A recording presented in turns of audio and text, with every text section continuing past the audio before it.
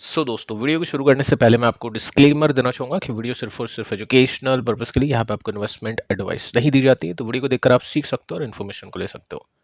शुरू करते हैं आज के बाजार के साथ में। देखिए, आज के दिन भी मार्केट नीचे 112 पॉइंट्स नीचे है। आधे परसेंट की मंदी है। 25-50 पर आके निफ्टी बंद हो चुका है।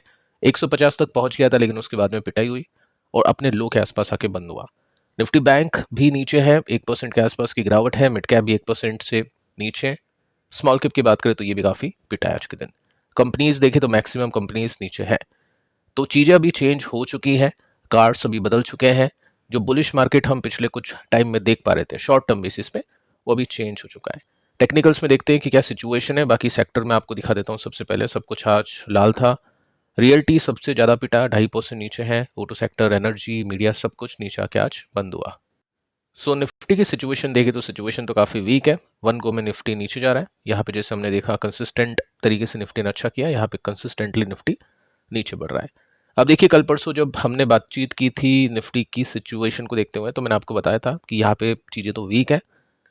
सपोर्ट टूटा नहीं है, लेकिन बार बार जब सपोर्ट पर निफ्टी या जो भी स्टॉक आता है तो वो टूटने के चांसेस बनते हैं। और जो गिरावट बनी है वो बिल्कुल एक स्मूथ गिरावट बनी है। तो देखिए, अगले सपोर्ट की जो चर्चा है, कुछ दिन बाद पता चलेगा कि निफ्टी कहाँ पे बेस बनाने की कोशिश कर रहा है। वैसे एक्चुअल सपोर्ट देखे तो थोड़ा सा नीचे ही है, ये हम मान सकते हैं, लेकिन उससे पहले ही निफ्टी हो सकता है रुकने की कोशिश करे। देखते हैं कहाँ पे बेस बनाता है। बाकी न्यूज़ अभी के समय नेगेटिव आ रही है। H1B वीज़ा हो या हायर एक्ट हो, उसको लेकर मार्केट अभी के समय काफ़ी कॉशियस है। और जो IT कंपनीज है उसकी पिटाई चल रही है और साथ में निफ्टी भी उसकी वजह से नीचे जा रहा है। लेकिन दोस्तों, एक सेक्टर है जिसको लेकर काफ़ी अच्छी खबर है। सेक्टर आपको पता होना चाहिए कि कौन कौन से सेक्टर में अभी बुलिश दौर चल रहा है, कौन कौन से सेक्टर भी इस समय बैरिश है। ठीक है, तो यहाँ पे आप देखोगे ना, एक न्यूज़ आई थी 1:33-34 के आसपास, और इसके अंदर आप सिंपली नोट कर सकते हैं कि कैबिनेट ने अप्रूव कर दिया है मेरी टाइम डेवलपमेंट फंड। कितने का होगा? 25,000 करोड़ रुपीस का होगा। अब इसमें और भी एडिशन हुआ है, डिटेल में हम थोड़ा सा और इसको देखें तो ये जो अमाउंट है ना, ये तकरीबन तकरीबन 70,000 करोड़ के आसपास का है। अब ये पैकेज किसको मिलेगा? ये पैकेज मिलेगा शिप बिल्डिंग कंपनीज को, और ये जो मेरीटाइम सेक्टर है इसको, इसका मतलब जो भी शिप से रिलेटेड सेक्टर है या जो कंपनीज है, उनको ये पैकेज मिलने वाला है। तो ऑब्वियस है, कंपनीज के पास में ऑर्डर आएंगे, ऑर्डर बुक बढ़ेगी, कंपनी की सेल्स आएगी, कंपनी की प्रॉफिट्स आएगी, तो कंपनी को प्रॉफिट होगा। तो इस वजह से अच्छी एक न्यूज़ हम इसमें मान सकते हैं। अब देखिए, न्यूज़ आई थी 1:30 पर, इतना कुछ खास इम्पैक्ट हुआ नहीं, लेकिन स्टिल अगर मैं आपको बताऊं तो ये जो सेक्टर है इस न्यूज़ की वजह से काफ़ी अच्छा कर सकता है। टेक्निकली सिग्नल भी काफ़ी अच्छे देखने को मिल रहे हैं। जस्ट मैं आपको स्टडी करना सिखाऊंगा कि जब भी इस तरह की न्यूज़ आती है तो कैसे आप कंपनीज को चेक कर सकते हैं। ऐसा कुछ नहीं है आपको कुछ बाय सेल करना है। एग्जाम्पल लेके चलते हैं फर्स्ट कंपनी के साथ में, जिसका नाम है कोचिन शिपयार्ड।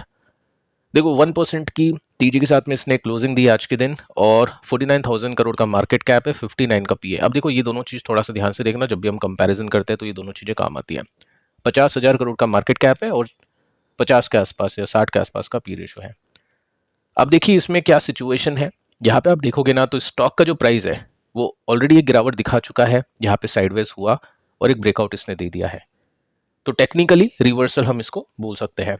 पिछली बार जब रिवर्सल हुआ था एक अच्छी तेजी बनी। अब देखते हैं यहाँ पे रिवर्सल में अगर मैं इसको ऑल टाइम हाई भी नहीं लूँ, मगर इसका रेसिस्टेंस जो कि इसका नियर बाय है, यहाँ तक भी अगर मैं इसको कैप्चर करूँ, इसको देखो कैलकुलेशन बैठा के, तो 30% के आसपास के गेन्स इसमें देखने को मिल जाते हैं। ठीक है, नेक्स्ट जो कंपनी इसका नाम है गार्डन रीच, और इसमें 1.5% के आसपास का जंप, 31,000 करोड़ का मार्केट कैप, 55 का पीए, यानी वही 50-60 का पी इसका भी है। और इंटरेस्टिंग बात यह है कि इसको भी अगर मैं देखूं रेसिस्टेंस तक के बीच में कितना गैप है, तो यहाँ पे भी 30% का गैप देखने को मिल जाता है। लेकिन इसने अभी तक ब्रेकआउट दिया नहीं है, देखते हैं होता है या नहीं होता है। बाकी हाँ, इसकी भी जो सिचुएशन है वो उसी तरह देखने को मिल रही है जो हमको पिछली कंपनी में देखने को मिली है। नेक्स्ट जो कंपनी इसका नाम है मचडॉक, और इसने आज कुछ नहीं किया। अब देखो यहाँ पे मार्केट कैप कितना है, 1.20 का है, यानी बड़ी कंपनी है। वैल्यूएशन कितनी है? वैल्यूएशन भी उतनी है। तो 50-60 का पी है इन कंपनीज का, और स्टॉक का जो गैप है ना अपने रेसिस्टेंस का, वो 30% का है। देखो, दो कंपनीज में 30% का था, इसमें भी 30% का है। सो यहाँ पे जो भी ट्रेडर इन्वेस्टर इन्वेस्ट करेगी, एटलीस्ट एक्सपेक्टेशन करेगी कि 30% यहाँ पे हमारे हाथ में आ जाए। उसके बाद में ब्रेकआउट्स अगर हो जाते हैं तो फिर वो बोनस होता है। अब पॉइंट ये बनता है कि तीनों कंपनीज में 30% के गैप से तीनों कंपनीज की जो वैल्यूएशन है वो 50-60 के आसपास है। तो क्या तीनों कंपनीज के पास में ऑर्डर बुक भी सेम होगी क्या? नहीं होगी। अब जिसके पास में ज़्यादा ऑर्डर है उसका स्टॉक ज़्यादा चलना चाहिए।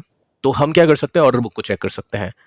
अब जैसे एग्जाम्पल देके चलता हूँ आपको मचटॉक का, तो ऑर्डर बुक का एस्टिमेट अभी इनके पास में कितना है, वो है 34,800 करोड़, यानी 34 से लेकर 35,000 करोड़ का काम इनके पास में अवेलेबल है। अब ये कैसे उस काम को पूरा करती है, टाइमली उस काम को पूरा करती है, काम पूरा होगा तो सेल्स में कन्वर्ट होगा, प्रॉफिट आएगा। ठीक है, तो कितनी है, 35,000 करोड़ के आसपास हम मचटॉक की मान सकते हैं। उसके बाद में गार्डन रीच को देखें तो यहाँ पे 21,000 या 22,000 करोड़ के आसपास की है। ठीक है, मचटॉक से कम है। इसके बाद में दोस्तों हम देखें कोचिन शिपयार्ड की, तो इसकी भी 21,000 22,000 करोड़ के आसपास है। तो कहने का मतलब कोचिन और गार्डन दोनों की जो ऑर्डर बुक है ऑलमोस्ट सेम है, लेकिन मचडॉक की जो ऑर्डर बुक है वो ज़्यादा है। तो ये हम समझ सकते हैं कि चलो ठीक है, यहाँ पे ज़्यादा ऑर्डर बुक है तो इसका मतलब इसके पास में ज़्यादा सेल्स आएगी और इसके साथ में ज़्यादा प्रॉफिट आएगा। ठीक है, तो एक चीज़ आप इसमें मान सकते हैं मचडॉक। सेकंड हम देखते हैं कि यहाँ पे जो कंपनी है इसने कैसा किया है। तीनों कंपनीज के स्टॉक को भी अगर मैं कंपेयर करने की कोशिश करूँ तो इसके अंदर आप सिंपली नोट कर सकते हैं कि मचडॉक ने बेटर किया है। जहाँ पे दोनों कंपनी ने 1000% के आसपास के रिटर्न्स कमा के दिए, यहाँ पे 3000% के रिटर्न्स बने। ठीक है, तो हम ये मान सकते हैं कि अगर किसी को इस सेक्टर में निवेश करना होगा तो किसी लार्ज कैप स्टेबल कंपनी के अंदर अगर उसको इन्वेस्ट करना है तो वो मचडॉक होगा। लेकिन ऐसा नहीं है कि ये दोनों कंपनीज के स्टॉक्स के अंदर रिटर्न्स नहीं बनेंगे या कम बनेंगे। देखो ये भी पॉइंट आपको ध्यान में रखना है कि अगर ऑर्डर बुक मचडॉक की 35,000 करोड़ की है तो इसका मार्केट कैप 1 लाख करोड़ का है, यानी डबल है। समझने की कोशिश करिए, अगर यहाँ पे कोचिन की जो ऑर्डर बुक है वो 22,000 करोड़ की है और मचडॉक की 34,000 करोड़ की है, तो मार्केट कैप इनका यहाँ पे 1 लाख करोड़ का है मचडॉक का, लेकिन इसका मार्केट कैप 30,000 करोड़ का है, इसका आई थिंक 50,000 करोड़ का है। तो अगर मार्केट कैप 50,000 करोड़ का है और ऑर्डर बुक है 22,000 करोड़ की और एक का मार्केट कैप 1 लाख करोड़ का, यानी डबल है, ऑर्डर बुक है 35,000 करोड़ की, तो मार्केट कैप डबल है तो ऑर्डर बुक भी डबल होनी चाहिए थी, कायदे की बात है। लेकिन ऐसा नहीं होता है। तो मार्केट के अंदर क्या होता है, आपको ये देखना होता है कि किसका मार्केट कैप कम है लेकिन ऑर्डर बुक अच्छी है। तो कहने का मतलब ये है, स्टेबल रिटर्न्स के लिए मचडॉक है, लेकिन हाँ अगर आपको चौका मारना है या छक्का मारना है तो उसके लिए फिर आपको इन छोटी कंपनीज को देखना पड़ेगा, क्योंकि इन कंपनीज का मार्केट कैप कम है लेकिन ऑर्डर बुक काफ़ी अच्छी है। साथ में आपको ये भी ध्यान में रखना है कि आगे ये जो पैकेज मिला है इसमें किस कंपनी को कितना ऑर्डर मिलने वाला है। तो इन सब चीज़ों के लिए सिंपल सा फंडा है, मचडॉक स्टेबल, और उसके बाद में इन दोनों में से एक कंपनी जो भी टेक्निकली इन्वेस्टर को साउंड लगती है। अब देखिए दोस्तों, एक और सेक्टर के ऊपर आते हैं, इसको लेकर बैड न्यूज़ है। पिछले सेक्टर के लिए गुड न्यूज़ थी, यहाँ पे बैड न्यूज़ है। सेबी स्टार्ट कर चुका है कंसल्टेशन प्रोसेस हटाने के लिए वीकली ऑप्शंस की एक्सपायरी। ये हम पहले भी चर्चा कर चुके थे इसको लेकर, और उसकी वजह से क्या होगा, कंपनीज के प्रॉफिट्स गिरेंगे। ऑब्वियस है, जो ट्रेडर काम कम करेंगे, वीकली ऑप्शन की एक्सपायरी होगी नहीं तो काम होगा नहीं उस हिसाब से। तो कमाई किसकी टूटेगी, बीएससी की कमाई टूटेगी, आनंद राठी की कमाई टूटेगी, एंजल वन की कमाई टूटेगी। तो यहाँ पे इनका स्टॉक भी टूटा 3% तक। बीएससी की बात करो तो यह 2-3% नीचे था, ऑब्वियस इसकी पिटाई बनती है।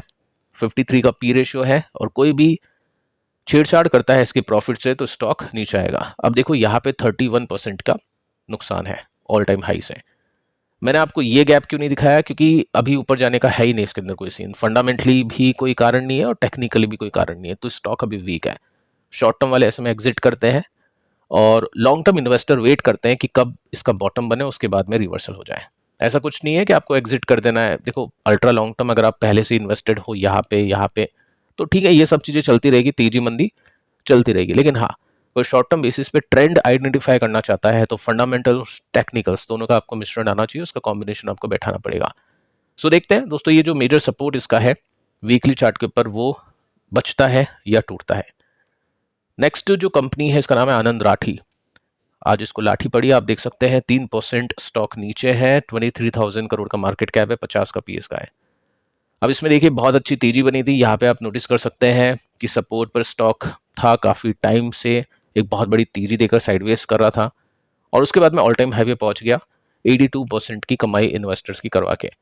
अब यहाँ पे काफ़ी लोगों ने पेशेंस खोया होगा, लेकिन जिसने नहीं खोया वो ले गया रिटर्न्स और यहाँ पे एक गिरावट आपको आज देखने को मिली है। देखो पहला कारण तो ये है कि इसमें जो एक न्यूज़ आई है बीएसई और ये जो स्टॉक गिरा है उसको लेकर। सेकंड ये भी है कि इसकी एक सब्सिडरी कंपनी मार्केट के अंदर लिस्ट होने वाली है जिसका आईपीओ अभी ओपन है। Anand Rathi share stock broking company है, ठीक है, ये म्यूचुअल फंड वाली भी आप लेके चल सकते हैं, ठीक है। तो उसका जीएमपी अच्छा नहीं है, उसको लोग इतना कुछ खास पसंद नहीं करे जीएमपी को देखकर, तो ये भी एक रीजन इसमें मान सकते हैं। तो ठीक है, अभी बैरिश है, ये प्रॉफिट बुकिंग यहाँ पे कर रहे लोग।